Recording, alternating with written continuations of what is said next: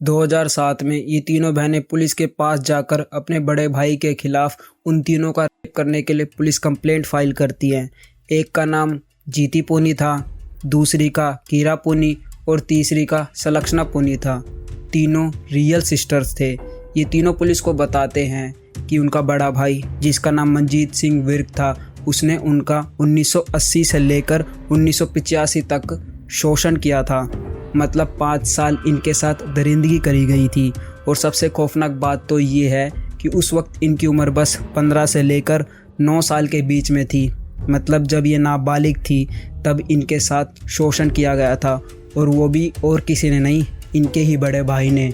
पर सवाल तो ये है कि एक ही घर में रहने के बावजूद भी किसी को कानो कान खबर कैसे नहीं हुई, किसी को पता कैसे नहीं लगा जो भी इन लड़कियों के साथ हो रहा था।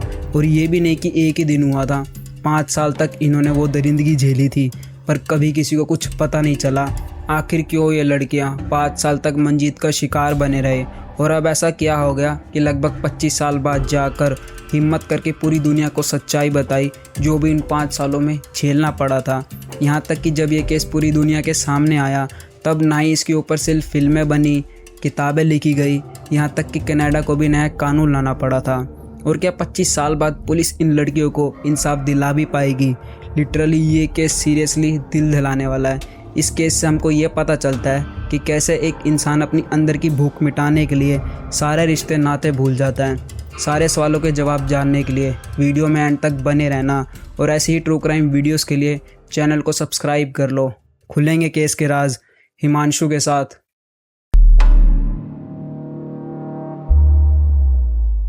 गुरुदेव पुन्नी और नरेंद्र कौर पुन्नी पंजाब के जलंधर में छोटे से गांव के रहने वाले थे। उधर गुरुदेव का परिवार खेतीबाड़ी करता था और इनकी फैमिली में ज़्यादा लोग थे, बहुत बड़ा परिवार था। पर वहाँ दूसरी साइड इनकी आमदनी बहुत कम थी। और वैसे भी 1970 के दशक में पंजाब के ज़्यादातर लोग कनाडा शिफ्ट हो रहे थे अच्छी लाइफस्टाइल के लिए। तो गुरुदेव और उसकी पत्नी कनाडा शिफ्ट हो जाते हैं अच्छी लाइफस्टाइल की तलाश में। 1973 में इनका वीज़ा लग जाता है और स्टार्टिंग में अपने रिश्तेदार के घर पे ही रहते हैं। उधर विलियम्स लेक BC नाम की जगह थी जहाँ ज़्यादातर पंजाब कम्युनिटी के लोग थे। वहीं पे ये दोनों रहने लग जाते हैं। जब ये दोनों कनाडा आए थे तब तक 2 बेटियां जन्म ले चुकी थी। तीसरी बेटी का जन्म कनाडा में आने के बाद हुआ था। और कुछ सालों बाद इसी परिवार में एक बेटा भी जन्म ले लेता है जिसका नाम जस्सी पुन्नी था। 1973 से 1980 तक गुरुदेव और उसका परिवार अपने रिश्तेदार के घर पे ही रहते थे। यहाँ तक कि उसी घर में 15 से 20 लोग एक साथ रहते थे। मतलब 2-3 परिवार मिलजुल के एक साथ रहते थे एक ही घर में। मतलब मैं आपको बताता हूँ ऐसा क्यों था। जब पंजाब से उनका कोई दूर का रिश्तेदार कनाडा आता था तो वो लोग उसको अपने साथ ही अपने घर पे रहने देते थे, क्योंकि स्टार्टिंग में इतने पैसे नहीं होते थे कि खुद का घर ले लो या फिर रेंट पे रहने लग जाओ। इसलिए जब तक खुद सेटल नहीं होते थे तब तक वो लोग अपने रिश्तेदार के घर पे रहना ही प्रेफर करते थे। और वैसे भी सारे लोग एक साथ मैनेज करके रह लिया करते थे एक परिवार की तरह। अब 1980 में गुरुदेव और उसकी पत्नी नरेंद्र कौर बहुत मेहनत करके दूसरे घर में शिफ्ट हो जाते हैं। इधर इस घर में ये दोनों, इनकी 3 बेटियां और एक लड़का रहते थे। कुल इस घर में 6 जने रहते थे। हालांकि कुछ ही महीनों बाद गुरुदेव की सगी बहन का बेटा इनके साथ रहने आ जाता है जिसका नाम मंजीत सिंह विर्क था। ये अक्टूबर 1980 में पंजाब से कनाडा आया था इनके साथ इनके घर पे रहने। इसकी उम्र 19 साल थी। गुरुदेव अपने बच्चों को ये बोलता है कि ये तुम्हारा बड़ा भाई है, इसका कहना मानना, और जब हम घर पे नहीं होंगे तब यही तुम्हारा ध्यान रखेगा। क्योंकि ये दोनों इतना काम करते थे कि सुबह 4 बजे घर से निकल जाते थे और सीधा शाम को 7 बजे ही घर पे आते थे। गुरुदेव ने ये सोचा होगा, एक तो हम ज़्यादा समय के लिए घर पे नहीं रहते थे और इस वक्त उनके बच्चे भी छोटे थे। एक बेटी 16 साल की थी, दूसरी 12 साल की थी और तीसरी 9 साल की। और बच्चा तो था ही छोटा कि मंजीत उनके घर पे भी रह लेगा, वो उनके घर का भी ध्यान रख लेगा और उनके बच्चों का भी अच्छे से ध्यान रख लेगा। ऑब्वियसली किसी केयर टेकर से ज़्यादा विश्वास तो अपने रिश्तेदार पे ही होगा ना। पर मंजीत ऐसा नहीं सोचता था। उसके इरादे कुछ अलग थे, क्योंकि अब जो आगे वो करने वाला था वो कोई सपने में भी नहीं सोच सकता था। मंजीत उनके घर के बेसमेंट में रहता था। दिसंबर 1980 में गुरुदेव और उसकी पत्नी को किसी काम से इंडिया जाना पड़ता है।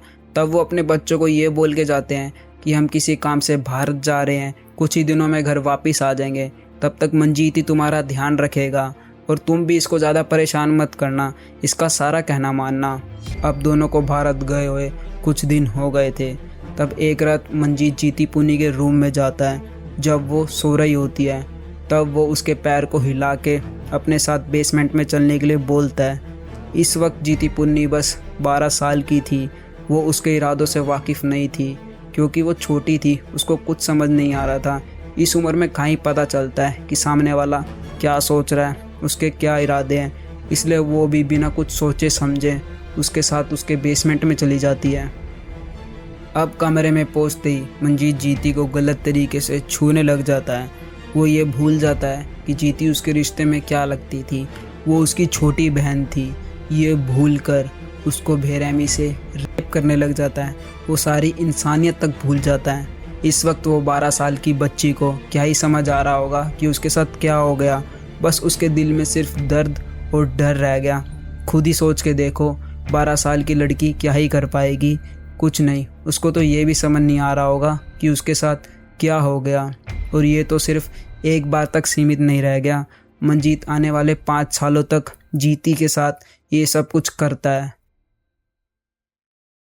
जीती उसको कहीं अकेले मिल जाती थी या फिर रात में जब कोई घर पे नहीं होता था तब उसके रूम में जाके उसका शोषण करता था। यहाँ तक कि वो बच्ची इतना डर गई थी कि उसने किसी को कुछ नहीं बताया इस सब के बारे में जो भी मंजीत ने उसके साथ किया था। पर आखिर क्यों? उसका एक रीज़न ये भी हो सकता है कि अब वो मंजीत से डरने लग गई होगी और ऊपर से उसके दिल में ट्रॉमा भी रह गया होगा। इसलिए उसके अंदर हिम्मत नहीं होती थी किसी को कुछ भी बताने में इस सब के बारे में। और साथ ही मंजीत ने जीती को मैन्युपुलेट भी कर दिया था। अगर तुमने इस सब के बारे में किसी को कुछ बताया तो वो तुम्हें घर से निकाल देंगे, इंडिया वापस भेज देंगे। इस सब में तुम ही गलत ठहराए जाओगी। और ऊपर से जीती थी तो बच्ची ही, इसलिए आसानी से उसकी बातों में भी आ जाती है। अब ये सब कुछ 5 साल चलने के बाद मंजीत शादी कर लेता है और इस परिवार से दूर हो जाता है। पर इन 5 सालों में जो भी दर्द और डर उसने जीती को दिया था उसके दिल में ही रह जाता है। इस सब के कारण वो ना ही किसी से ढंग से बात करती थी और ना ही किसी मर्द के पास जाती थी। वो उनसे बात करने में भी कतराती थी क्योंकि बचपन का जो ट्रॉमा होता है वो दिल और दिमाग में खतरनाक छाप छोड़ जाता है।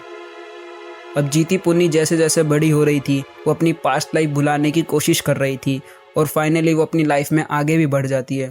तीनों बहनें शादी कर लेती और अपनी अपनी ज़िंदगियों में बिजी हो जाती। साल 2006 एक दिन जीती पुन्नी अपना फ़ोन स्क्रॉल कर रही थी, तब उसके सामने एक फ़ोटो ऐसी आ जाती है। तब वो फ़ोटो देखकर बहुत डर जाती और सहम जाती। उसके आंखों के आगे वो 5 साल का ट्रॉमा वापस आ जाता है, जो भी उसने कुछ झेला था। उस फ़ोटो में मंजीत के साथ एक छोटी बच्ची थी। तब वो फ़ोटो देख के ये सोचती है कि शायद मंजीत ने उस छोटी बच्ची का भी रेप किया होगा। जीती पुन्नी ये नहीं चाहती थी जो भी दर्द उसने झेला था वो कोई और लड़की झेले, इसलिए वो चाहती थी कि वो इस चीज़ का सबके सामने जिक्र करेगी और अपना स्टैंड लेगी। इसलिए फाइनली जीती पुन्नी जो भी कुछ उसके साथ मंजीत ने किया था अपनी बहनों को बताती है। ये पहली बार था जब जीती पुन्नी इस चीज़ का जिक्र किसी और के साथ करती है। पर सबसे शॉकिंग बात तो ये है कि जीती पुन्नी अकेली नहीं थी जिसका मंजीत ने रेप किया था। उसने उसकी उन दोनों बहनों का भी रेप किया था।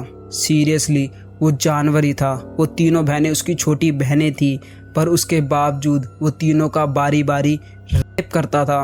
उन बहनों के भी दिल में सेम दर्द था जो जीती के दिल में था, क्योंकि उन दोनों ने भी इस चीज़ का किसी के साथ कोई जिक्र नहीं किया। जैसे ही ये बात तीनों के दिल से निकल जाती है, पहले तो रोने लग जाते और इसके बाद खुद को हल्का महसूस करते हैं। और साथ ही तीनों बहनें ये ठान लेती हैं कि मंजीत आगे चल के किसी और बच्ची को अपना शिकार ना बनाए, इसलिए उसके कर्मों की सज़ा दिलाने का ठान लेते हैं। सबसे पहले तीनों बहनें अपने फादर के पास जाते हैं और सब कुछ बता देते हैं जो भी इनके साथ मंजीत ने किया था। पर उनका साथ देने की बजाय उसके फादर उनको ही चुप करने को बोलते हैं और यही बोलते हैं, अगर हम पुलिस के पास गए तो हम किसी को मुंह दिखाने लायक नहीं रहेंगे, हमारी सिख कम्युनिटी में बेइज्जती हो जाएगी, लोग हमको थू थू करेंगे। अब तो वैसे भी 25 साल से ज़्यादा हो गए हैं, अब इसका कोई फ़ायदा नहीं है। ये बोल के उसके फादर उन तीनों का मुंह बंद कर देते। बट उनके दिल की आग नहीं जो उनके दिल में जल रही थी मंजीत को सज़ा दिलाने के लिए। 2007 में तीनों बहनें अपनी एक कज़न के साथ, जिसका नाम राजेंद्र था, उसके साथ पुलिस के पास जाते हैं और मंजीत के खिलाफ कंप्लेंट फाइल करते हैं। इस घटना को 25-26 साल हो चुके थे, इसलिए पुलिस के सामने बहुत बड़ी चुनौती थी और इन्हीं सब कारणों की वजह से पुलिस स्लोली एक्शन लेती है। इस केस में ज़्यादा इंटरेस्ट नहीं दिखाती, बड़ी धीरे धीरे अपनी इन्वेस्टिगेशन स्टार्ट करती है। यहाँ तक कि 2015 में मंजीत का ट्रायल शुरू होता है। 2007 में उसके खिलाफ रिपोर्ट लिखवाई थी और 8 साल बाद जाकर उसका ट्रायल शुरू होता है।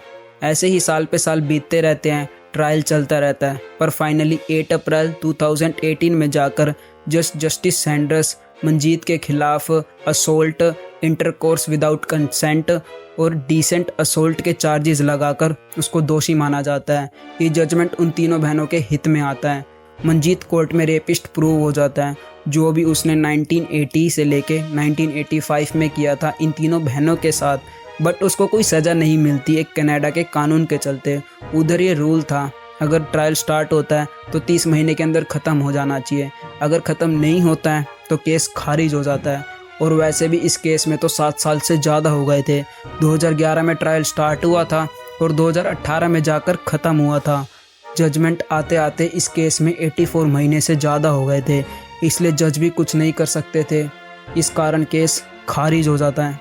बेशक मंजीत कानूनी तौर पे बच गया था, पर दुनिया और रिश्तेदारों की नज़रों में वो मुजरिम साबित हो गया था।